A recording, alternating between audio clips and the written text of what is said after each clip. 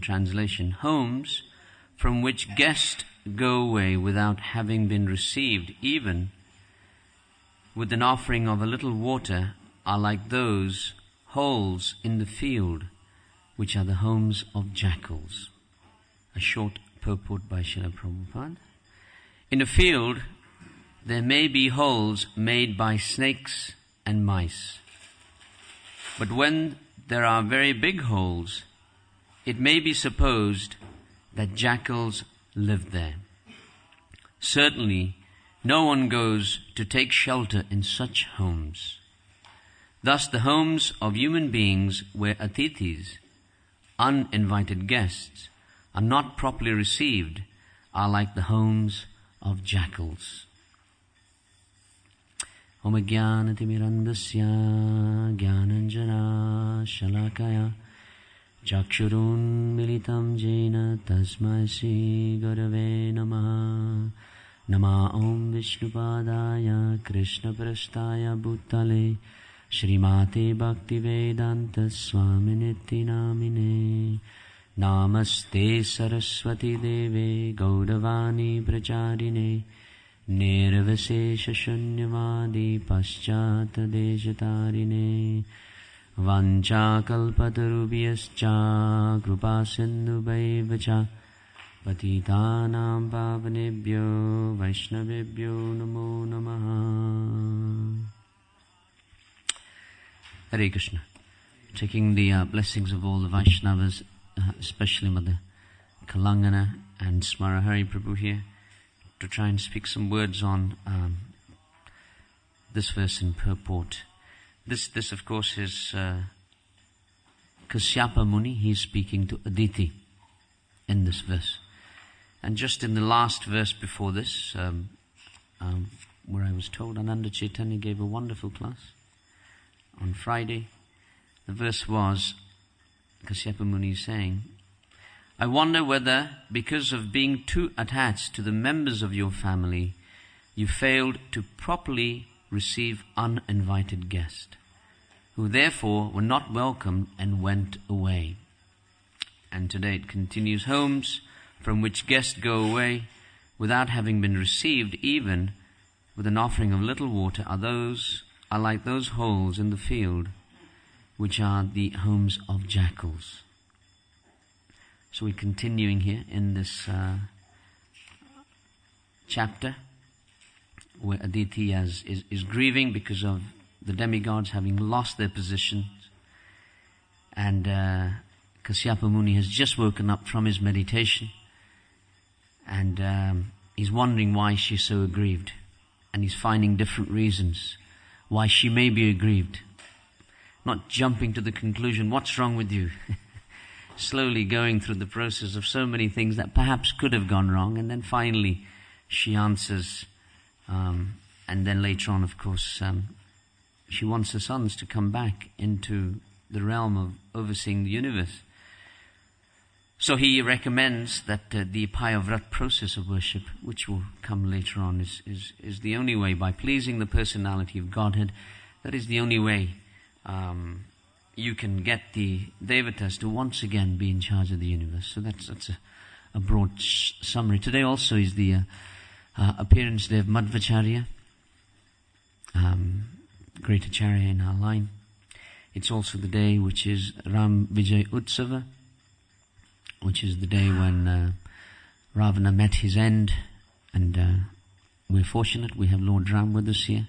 And if you notice, he has his armor on, and even Sita is ready for battle, and Lord Ram has the one arrow, and we'll speak some words on that as well. But just to begin today, some things about Madhvacharya which I just quickly found in, I didn't know until Sutapa announced it this morning, Madhvacharya. So here's something from the C.C. Prabhupada in his commentary speaking. He says, Sripada Madhvacharya took his birth near Udupi, which is situated in South Karna district of South India, just west of Syaradri.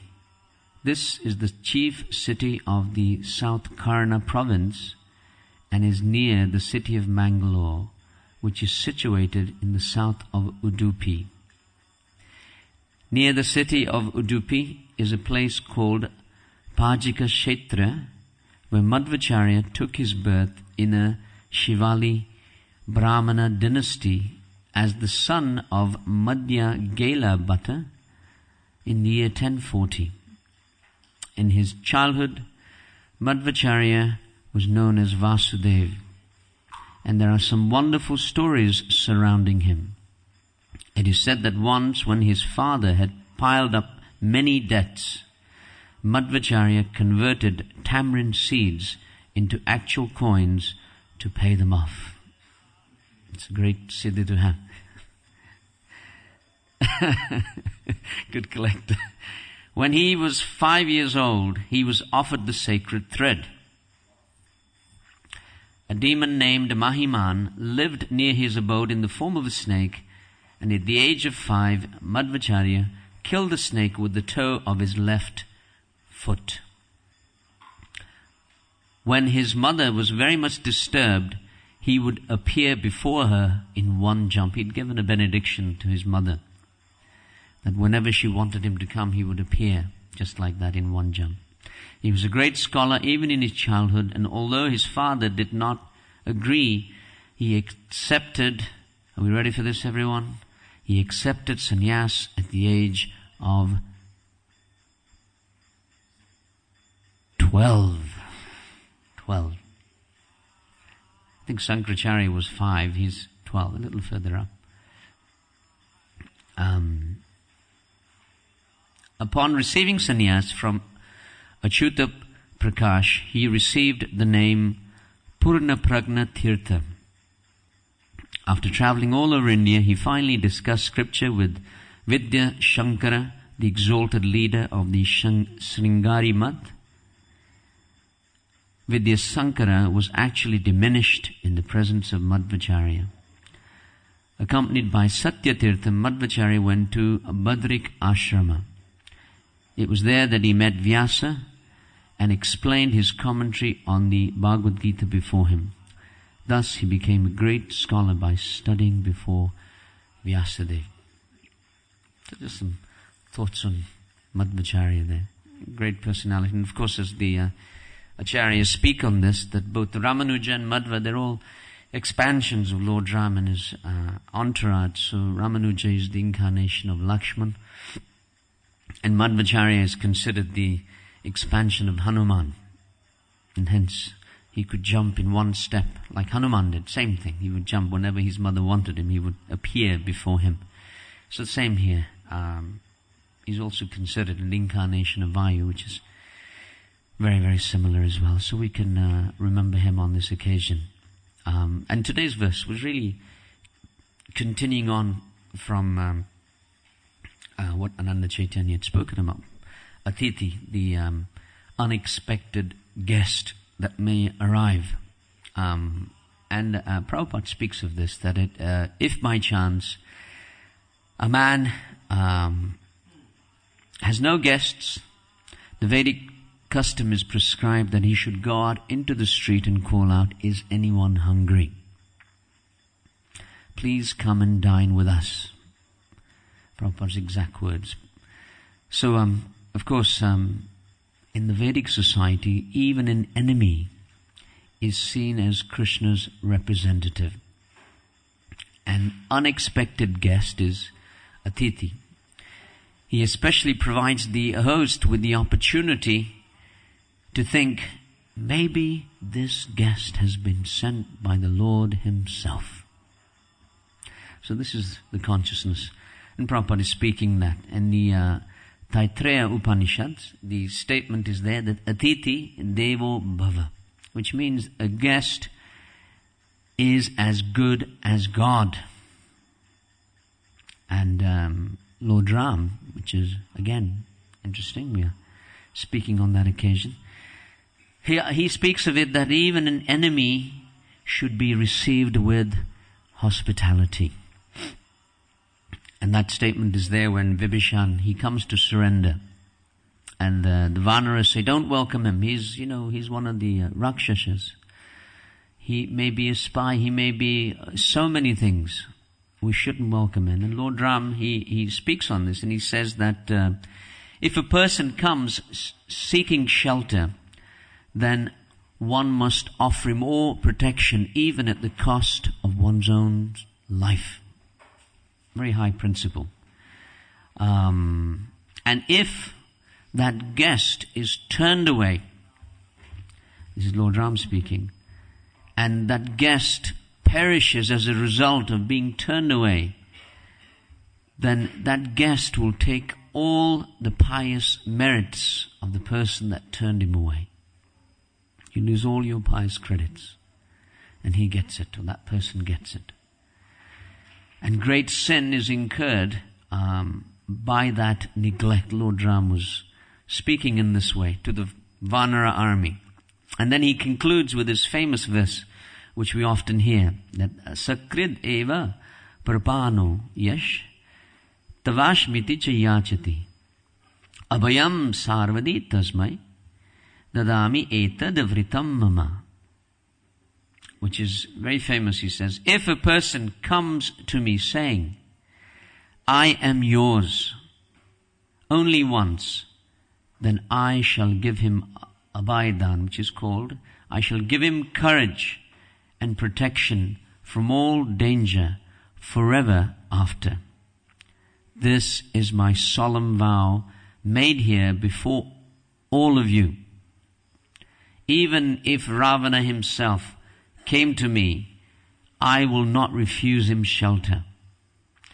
Bring Vibhishan here, for I have already granted him safety. So this is just an example from Lord Ram's life of Atiti. What to speak of any ordinary guest, what to speak of the enemy. And these are, of course, very, very high principles. And Prabhupada commenting, he says as follows. He says, Grihi Shatrum api praptam vivashtam akuto bayam. This is Vedic civilization. Not that we cook for ourselves, for my husband, for my wife, eat it sumptuously and go to bed. No. Even Grihastha, he should be always prepared to receive guests. Yes, even a guest comes, your enemy, you should receive him in such a nice way that he will forget that you are all enemies. This is Vedic civilization. Not that, beware of dog. Please do not enter here. You are forbidden to come here. And if you come, I shall shoot you. Prabhupada speaking quite strongly there. On the opposite of what Lord Ram was saying, that, how we welcome and if we don't welcome. And in the Garuda Purana, which speaks of all of these things in great depth often, it states that go doha matram kalem vai, which means that a guest usually remains at the house of a person for as long as it takes to milk a cow. One serves a guest according to one's ability. And Kasyapa Muni was saying, did you not offer some water? So there's a variety of things you can do when a guest arrives. And these are all good thoughts for us, because so many guests arrive always at the manor. And I think there's a phrase that the temple president is always harping on about this. And no one seems to listen to him. I've found the evidence now.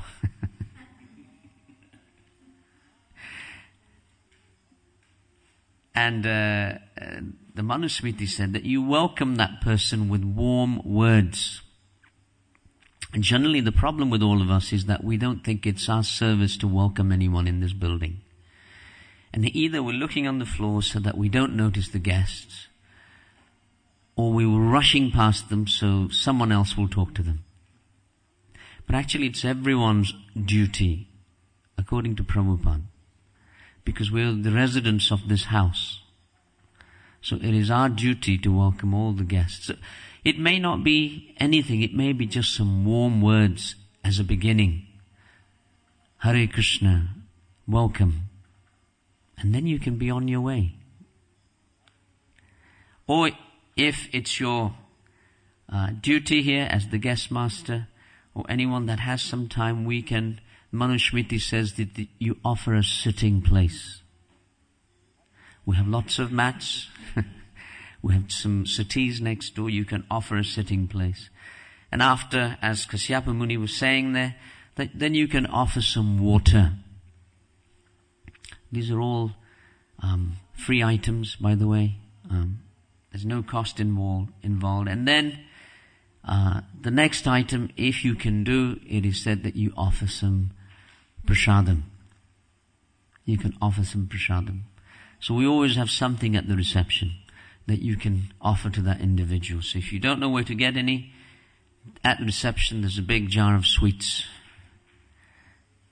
Hopefully they're always there, but there is a big jar of sweets there. You can offer some sweets. So you begin with warm words and then you can offer. And of course, ultimately, we want to give the greatest gift, which is knowledge. Knowledge. They often speak of this. In today's society, people tend to think, what's the greatest thing I can do? And people think, I should do something for charity. And because I'm so busy, maybe I should give some money, which is a good thing. So actually, that's the beginning. But even higher than giving money, as Krishna says in the Gita, is to give knowledge. To give knowledge. Why? Why? Because Krishna says in the Gita that the sword of steel can cut through so many things, but only the sword of knowledge can cut through ignorance. The Chinese philosopher Lao Tzu, you might remember him, he said, feed a man fish. We don't feed man fish here, by the way, just in case you've forgotten, but we don't. Feed a man fish, you feed him for a day. But you teach him to fish, you feed him for a lifetime. So knowledge is higher than giving wealth.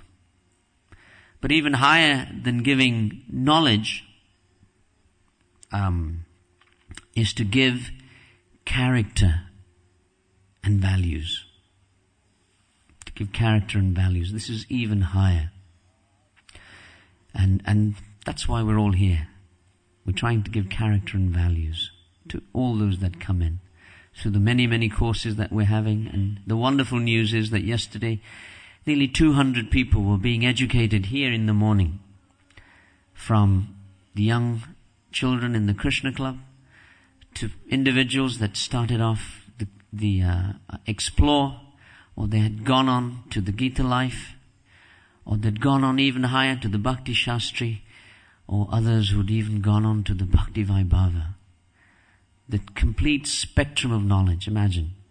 All being given. Why? To give character and values. Isn't it Shakespeare who says that if wealth is lost, nothing is lost. If health is lost, something is lost. But if character and values are lost, everything is lost. So even higher, we don't stop at character and values. Even higher than character and values is what Mahaprabhu would say, Prema Pumartha Mahan, is to give.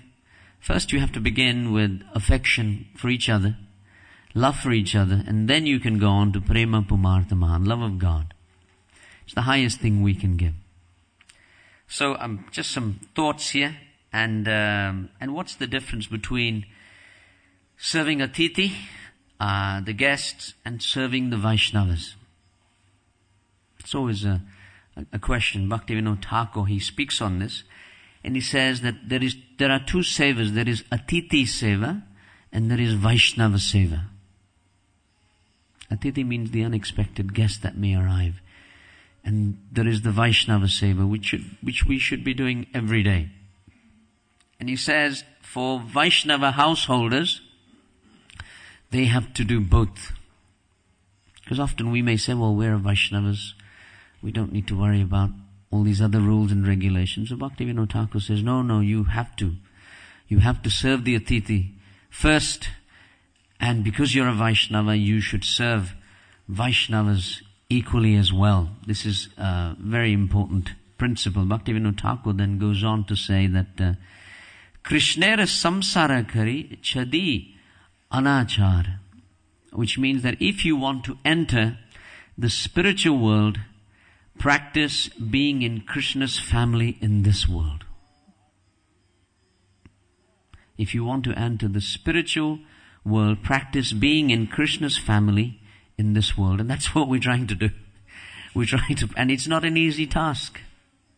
Isn't it? It's not an easy task. I think Prabhupada was once, I think it was here, when all the devotees here first moved in and he was speaking, and the devotees were saying it is so difficult to live with each other. And Prabhupada said, yes, it is difficult. And he said spiritual life is difficult, because they were saying, they're doing this, she's doing that, they're saying this. And Prabhupada just concluded, he said, spiritual life is difficult, but then he said, no, it is extremely difficult. But he said, the alternative, material life, is impossible. Is impossible. So here Bhaktivinoda Thakur is saying the same thing. That practice being in Krishna's family in this world. And practicing being in Krishna's family means that from seeing the needs of the immediate family of our own family to seeing the needs of all the living beings, the wide circle of Krishna's family. So Atiti, when people arrive here, it's practicing being in Krishna's family. And when we open-heartedly welcome and take care the comforts of our guests, we certainly draw the good wishes and blessings of our guests. And when the guests are pleased, it is said, Bhaktivinoda Thakur said, Krishna is pleased. When the Atiti is pleased, Krishna becomes pleased as well. There was once a Chinese illustration I saw in this. And that was, there was a picture of heaven and there was a picture of hell. And what it was, in heaven and hell, they received their noodles, but the chopsticks were the size of 6-foot poles. So how do you eat with 6-foot poles? So in heaven, what they decided was that the only way we can't eat, because you imagine how do you get noodles into your mouth? So they were feeding each other. They figured it out, that you feed each other. That's the way. So Atiti Devo Bhava, you feed the unknown guest. So that was heaven. And in hell, they didn't figure it out. So they were trying to feed themselves, and they weren't getting anywhere, because how do you eat with 6-foot chopsticks? So it's an interesting illustration from the Chinese philosophy. And it's the same principle, Atiti Devo Bhava, that when we serve others, there's unity, there's harmony. But when we try to just serve ourselves, it's not possible. Not possible. We must think of others. And this principle of Atiti is, Prabhupada speaks of many times, that in the Gita he says the principle is that one of the duties of the grihastha is to give charity. And there again he says, Atiti, if you go to a house, and he says, Prabhupada says, Atiti means a specific, Titi means a specific date. And Atiti means no date. So a guest who has arrived without telling you they are going to come on a specific date. Isn't it today's society is that if you turn up at someone's house without telling them, there'll be chaos. Because we weren't expecting you. What are you doing here? I think even relatives, you can't arrive at a relative's house without phoning them first. So here Prabhupada is saying the opposite. That there are no titis for guests. There are atitis. They can arrive any time. And he goes on to say that this is called, and I'll read this to you. So if I go to your house, I inform you, such and such date, I will be coming there. But Atiti, he does not inform you. All of a sudden comes. So you should have to receive him. This is called Atiti Pantha. People are moving. Formerly, if some of the walkers in the street, suppose he became hungry, so he entered anyone's house. So, I'm hungry, sir. Give me something to eat. He'll immediately take Pantha Bhaga. This is a stock of foodstuffs which is called Pantha Bhag. If somebody comes, all of a sudden, he will take. So there is something called Pantha Bhag, which is a stock of food which you keep in your house for the unannounced guest. And Prabhupada even gave instructions that there should be full prasadam for 25 guests at any one time. And if the guests don't come, then the residents can eat that prasad at the end of the day. So this was an instruction that he'd given. I do recall this as well, that when we do visit homes, people are so welcoming. This tradition is still slowly dying, that we would arrive at people's homes. And the classic is that, they would say how many people are coming. And, once we went to a house and we said there will be 6 of us coming. But our chief guest, who was a prominent speaker, he went ahead and he was dropped off first. And the 5 of us, we came later. And the guests had cooked for 6 people. So this gentleman, he had quite a ferocious appetite. And they thought 6 people, 25 chapatis should be enough. So they thought, well, we better feed him first. So he finished off the 25 chapatis. And they made rice as well. And they thought 25. There's chapatis, there's rice, there's pakora. So then he took practically the whole container of rice. And when the 5 of us appeared, you can imagine that there was no Atiti Devo Bhava. They were looking at us. And they were thinking, well, please sit down. We'll have your prasad ready in a few moments. And then they said, well, why don't you give some katha now? I said, no, we always give. No, why don't you speak? And then we had to speak for nearly an hour because they took them an hour to make everything again. So they'd run out of everything that was there. I think even once, I think Saranand was telling me the Gurukul went to one house in Vrindavan or somewhere. One of these houses. Well, the Gurukul are here from Vrindavan. They can remember. And they went to one house and they were starving. And the guests, the residents had cooked for them, and I think there was 30 Gurukul children. So they thought, well, 30 children, and this much prasadam, and so on. And when they arrived, they realized that was just enough for a couple of them. And the kids were starving because, and they kept on making pakoras, and they were getting 1 pakora at a time. And so Atithi Deva was a great thing, but at the same time, I'm just looking at some practicalities of it all as well, that you can get to a house and specifically Prabhupada says Atithi is really, he says Atithi Satkara, specifically it refers to sannyasis and brahmacharis.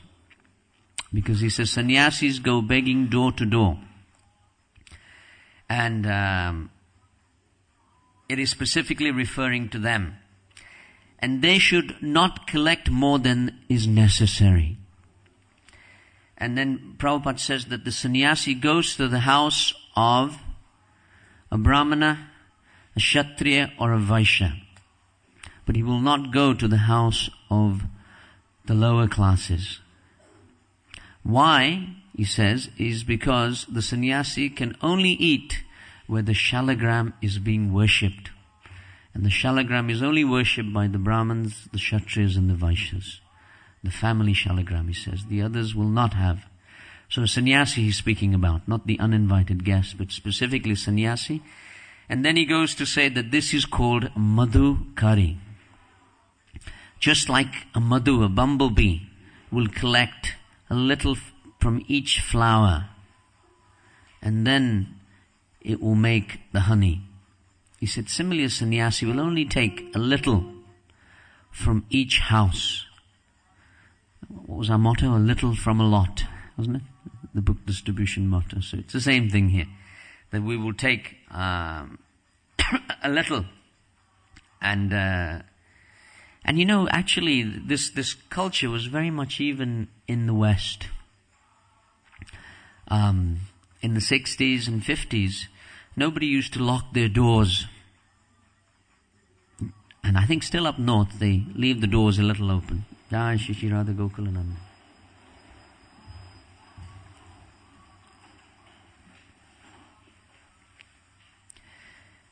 And even in Victorian England, they would speak on this.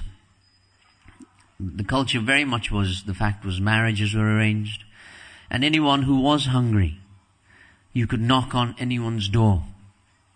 And they would provide you something. And even, I think, in the 50s, 60s, you could knock on anyone's door and people would provide you. If any guest, they would inquire, where are you from?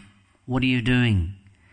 Are you hungry? People would ask these questions. But today's society has gone to the iron mine society. And even our phones are named after them, iPhones. It's gone to the iron mine society. That life has changed so much that people have forgotten about the concept of others as such. And you know, this Madhukari is a very interesting thing. I remember doing Madhukari in Javat.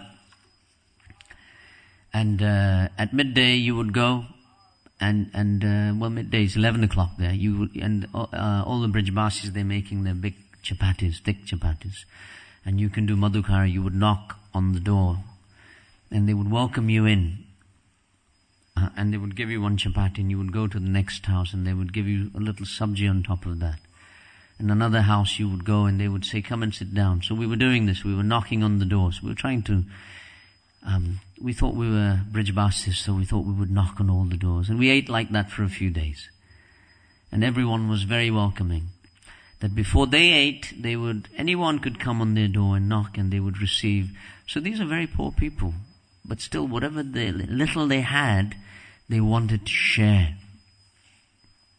So that's real wealth.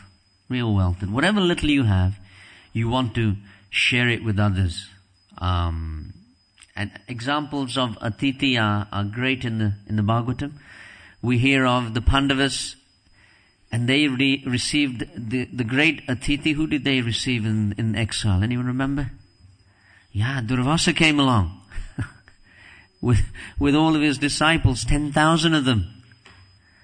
And that's a great example of Atiti, because he said, I'm here. And of course, the problem was that Draupadi had the Akshaya Patra. And after she'd eaten, that's it, it would not produce any more food. So they were in trouble, of course. And Durvasa had been sent by Duryodhan. But still, Krishna always comes to save the day. And he took, is there anything left in the pot? And whether it was a drop of spinach or some rice, when Krishna ate that, Durvasa, who had gone to take a bath, with his disciples, he belched and he was full. He couldn't eat anything. So he now thought, I will offend them if I don't appear. So he legged it along with the disciples. He took off. He realized, I better go.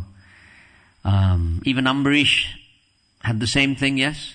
Atiti, he arrived before you. And how long was he fasting, Ambarish? 1 year? 1 year. He was fasting for 1 year. And imagine the first meal he's about to have, somebody knocks on your door. What would you do? You say, can you wait a while? Let me. So Ambarish was saying, no, we have to. He's our guest.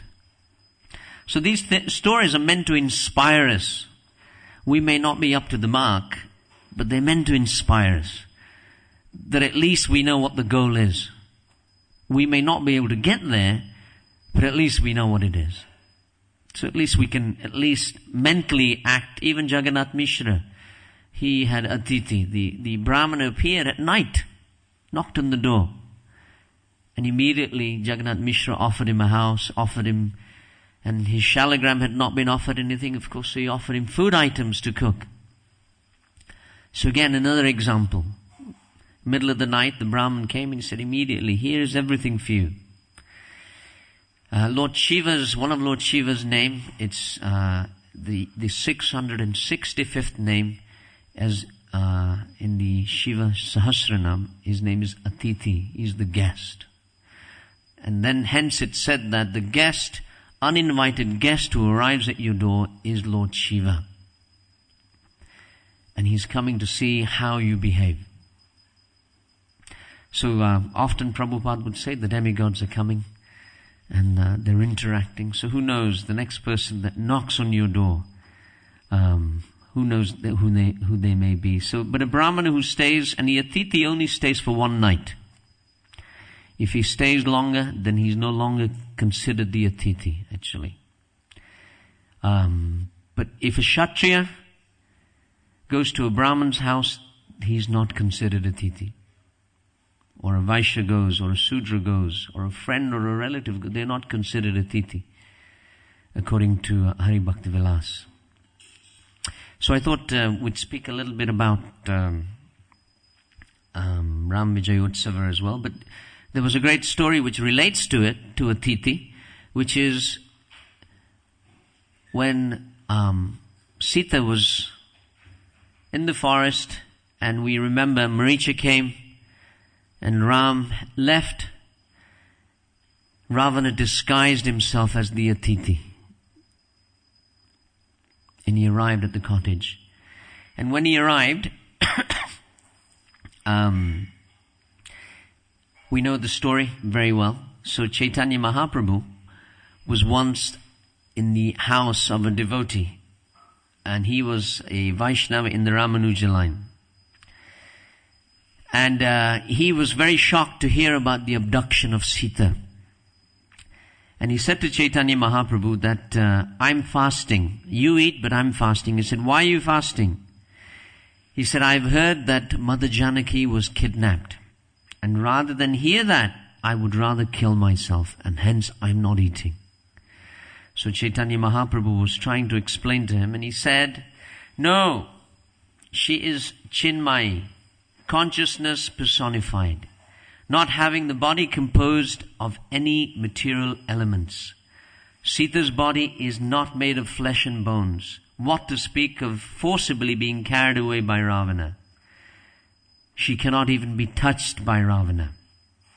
Sita's form is composed of substance that Ravana cannot even see or touch. So the Brahmana became pacified and he started to eat. And then Chaitanya Mahaprabhu, he carried on further south, and when he was in South India, he saw a passage where the Brahmanas were reading from the Kurma Purana.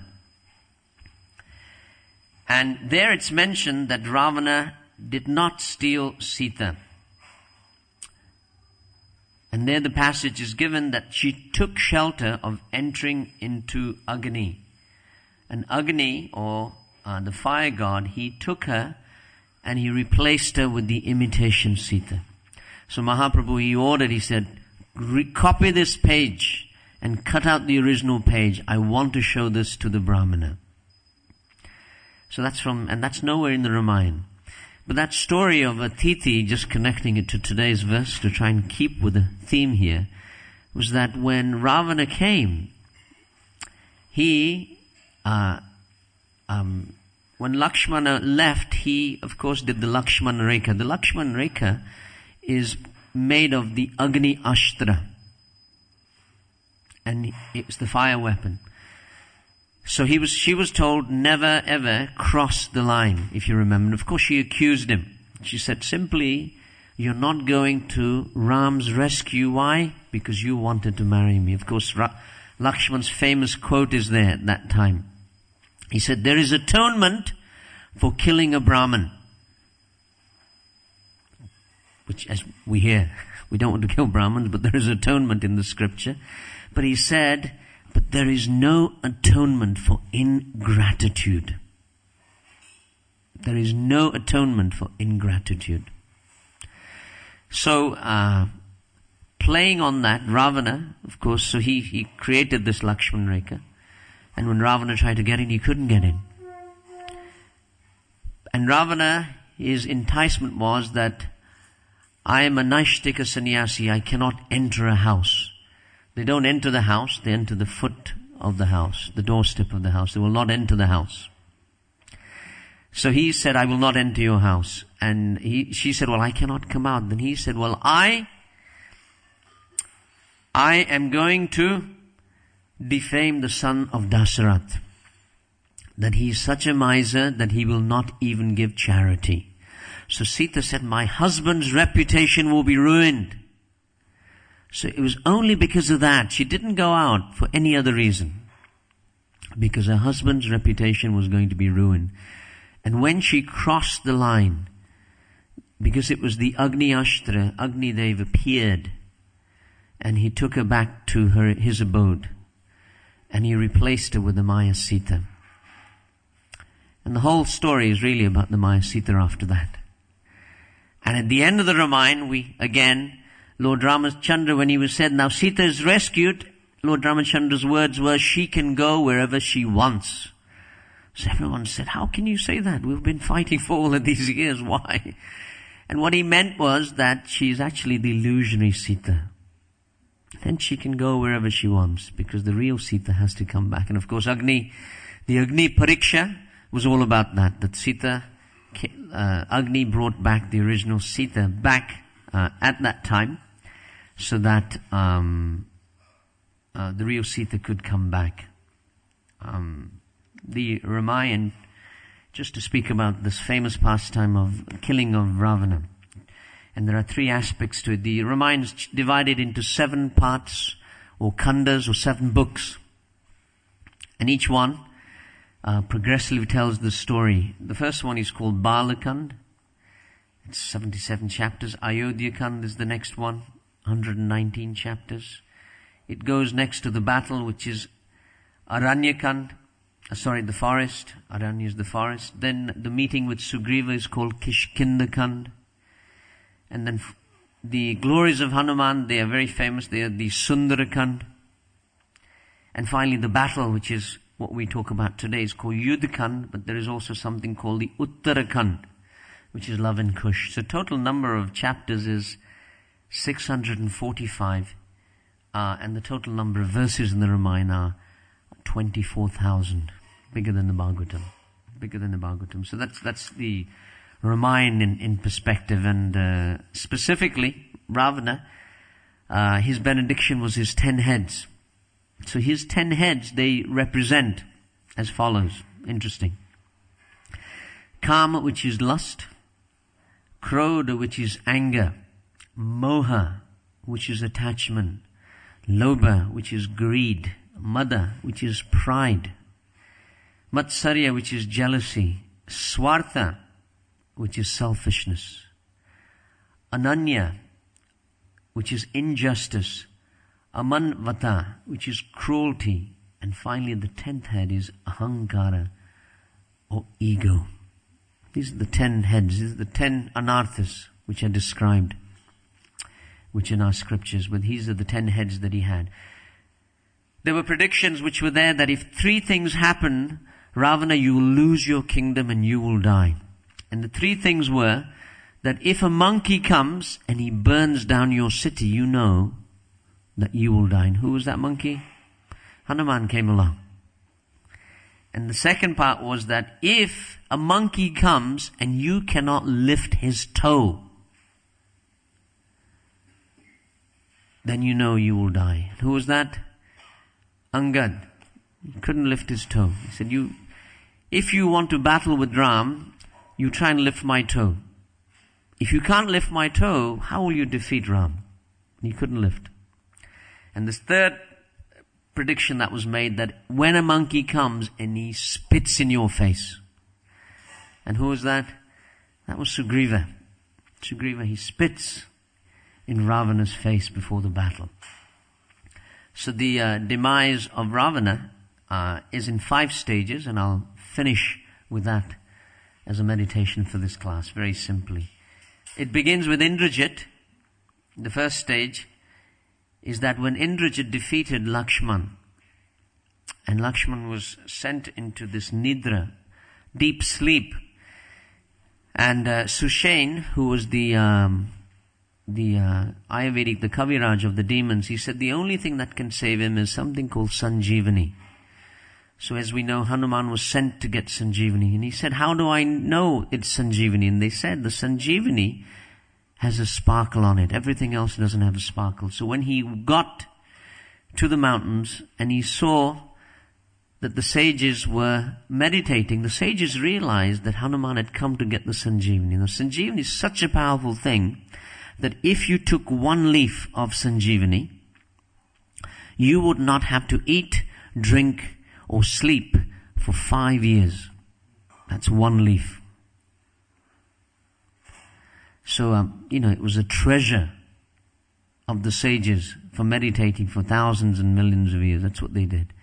They've replaced it nowadays with coffee, I think, or something, People just have lots of cups of coffee to keep going, I think. But it was previously Sanjeevani. And of course they sell this medicine called Sanjeevani, which is revitalizing. So Hanuman, when he took the whole mountain, he couldn't figure out, so he took the entire mountain. When Jambavan realized that he was coming closer, Sanjeevani was so powerful that it would bring back to life everyone. So Jambavan, he took all the demons and he placed them into the ocean, and he asked all the monkeys to put heavy rocks on them so they would sink to the bottom. And when the mountain came, all the Vanaras came back to life. They didn't cremate any of the Vanaras because they knew in the past time that they will come back to life. So now this was the first part of the defeat of Ravana, because the army of Lord Ramachandra was 100 times bigger than the army of Ravana now. Much, much bigger. And of course, Indrajit is then killed, because he could only be killed while he was performing a yajna. And Hanuman and Angad disturbed his yajna, and Lakshmana, he killed him. So when Ravana noticed that Kumbhakarna was dead, now Indrajit was dead, he said, who can help me? He said, maybe the demons can help me. But then he said, actually, I'm the most powerful of all the demons. He said, the demigods, can they help me? They can't help me. They're my servants. So do you know who he went to? He said, one of my ancestors is the only one who can help me. And that's connected to the chapter here as well. He went to Bali Maharaj. He went to see Bali. So he knew Bali lived in the bottom, the Sutala planet. Not Sutapa, Sutala planets. He lived in the Sutala planets, and he arrived there. When he arrived there, he saw that Bali Maharaj, he was being guarded, his kingdom was being guarded by Vamanadev, but Vamanadev was the size of a mountain compared to Ravana. So he tried to get in, and every time he tried to get in, Vamanadev would stop him. He stopped him once with the mace, another time he stopped him with the arm, and the third time, he put his foot on him. And this is the second aspect of why Ravana would be killed, because as soon as the Lord's foot touched Ravana, he said, now you are qualified to be killed by Lord Ramachandra. Until now you are not qualified and you couldn't be killed by him. But now, because I have touched you with my foot. So when he went to see Bali, and he said to Bali, he said, I've got a few problems. He said, what are the problems? He said, these human beings, I've got this Dasarath and his sons. He said, well, that shouldn't be a problem for you. He said, well, Indrajit is dead, Kumbhakarna is dead, everyone's dead. He said, you must help me, you are my ancestor. So Bali Maharaj said, let me just tell you, I'll help you give back Sita. He said, no, I can't do that. He said, that's the only way I can help you. Then he said, well, I've come. And Ravana said, you even gave Vishnu a gift when he came to see you, didn't he, Vamanadev? So why don't you give me a gift? He said, I'll give you a gift. So he took him into the courtyard in the mountains, and he showed him a mountain of gold. And at the top of the mountain of gold were diamonds. And he said, you can take this is my gift. And Ravana thought, wow, this is fantastic. Never seen such a mountain. As big as Mount Meru, with diamonds at the top of it. And he said, you can take it if you can carry it. And he tried to carry it, and he was crushed. And then Bali Maharaj said that this, Ravana, was your earring when you came as Hiranyakashipu. this was your earring. Have a look again and you'll notice it was a huge earring with diamonds at the top. He said that in that incarnation, he came as half man, half lion, and he killed you. And this was your earring and you can't even lift it. How will you defeat him? So he said, never mind, I'll go back. Anyway, so he went back. And finally, the battle began. And Lord Ramachandra, as he said, I'll give you back the kingdom. I'll be your ally. I'll do everything. You just give back Sita.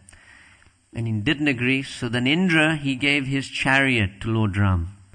And Indra gave his armor to Lord Ram. And he gave his chariot driver, who was Matili. And Matali was an expert of all the charioteers. And he also gave his spear. And in the battle, the greatest weapon that Ravana had, he used, and Lord Ramachandra was about to be killed by that weapon. But he took the spear of Indra and he threw it at the chariot of Ravana. And he destroyed the chariot, the charioteer, the horses, and Ravana fell to the ground. And the spear came back onto the chariot. And we try to figure out, where did the Greeks get all of these stories from, And all the movies that they make of the Greek legend, they're all actually from all of these pastimes, if you look at it. Zeus was Indra, it's all about Indra. It's the same principle. So anyway, he then decided the fourth stage, that was the third stage of his defeat. And then he said, okay, what am I going to do? And then his final weapon was that Lord Shiva had promised him a benediction. I will protect you. So he had a veena called the Rudra Veena. He played it, and Lord Shiva, he appeared. And Lord Shiva said, what can I do? He said, you said you will save my life. So come and fight for me and defeat this Lord Ram. He said, I promise to save your life, and I will give back Sita. And he said the same advice again and again. Bali, everyone else, has no one got any better advice for me. It's a little bit like all of us, People advise us the same thing again and again and again, and we can't hear them. We can't hear them. So, really it's Ramayana in our life that we can't hear it as well. So then he said, I'm not going to listen. And when he came before Lord Ram said, please, don't do this. He said, well, I'll have a meeting. And he had a meeting with his 10 heads. They all came out because there was no one else to meet with. Everyone was dead. And all 10 of them had a voting system. When you ask friends advice, they say, advise me, what shall I do?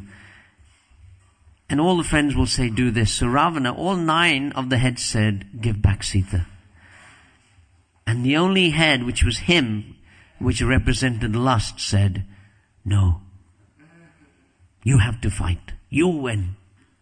So a little bit, our life is sometimes like that. People advise us, but we can't hear. So finally, of course, he was shooting all the heads of Ravana and they were coming back to life. So Vibhishan, this was the final stage of his demise. He advised him actually that he has a benediction from Brahma. We all had benedictions from Brahma. If you remember, the 4 of them performed great austerities, and each one of them had a different benediction. And his benedictions to Brahma was that I cannot be killed by any of these creatures. And when Brahma said, what about a human being? He said, oh, don't worry about those guys. Don't add them to the list. Don't add them to the list. So Lord Ram, he comes as Maryadar, to give morality, but in the human form, for that reason. So Vibhishan said that Brahma has given him nectar within his heart. And every time you kill him, the nectar revitalizes his arms and heads. So you must shoot him immediately in the heart and dry up the nectar. So at that time, Agastya Muni, he appeared. And Agastya Muni gave him a shaft. And he said, this shaft, at the front of it is Brahma. In the middle of it is Lord Shiva. And at the back of it is Vayu. And no one can stop this shaft. And Garuda then appeared. and he gave his own feathers, and they became the back of the feathers of the arrow. So when he gave this, he said, you must chant the mantras that were given to you by Vishwamitra. So he recited those mantras, and he shot the arrow, which dried up the nectar, and Ravana, he died. So that was today, Ravana. You can see Lord Ramachandra with his arrow. Lord Ramachandra ki. So just like he killed Ravana, although he died at that time, unfortunately he resides within the hearts of all beings. And on this day we can pray to Lord Ramachandra that please also remove that Ravana, and let me listen to the advice of Vaishnavas instead of listening to my own advice and my own mind. And it's said that this day of Vijaya Dasami is one of the most auspicious days, because it's considered that there are 2 days where the astrology, there are muhurtas, and muhurtas are 12 minutes within a day. So every 12 minutes they change the muhurta. So whenever you want to do something, you have to look at the muhurta. So there are 2 days, Akshaya Tritiya, and this is the second one, which is Ram Vijay Utsava, when you don't have to look at the tithi or the muhurta. It's auspicious for the 24 hours to do anything. So people open new businesses, they begin new items. So we can have a new beginning as well on this occasion, that we want to be more dedicated to the mission of Srila Prabhupada, to the service of the Vaishnavas, as in this verse that maybe also speak to all the guests that do arrive here any time, at any day, and give some Krishna consciousness to them. And just ending on a note, when Ravana died, Vibhishan, he was crowned as the king. And when he was crowned, he said, I will not perform the rites for him, because he was such a bad person. And Lord Ramachandra is a nice lesson for us. No matter how bad anyone is, I mean, you can't get any worse than Ravana.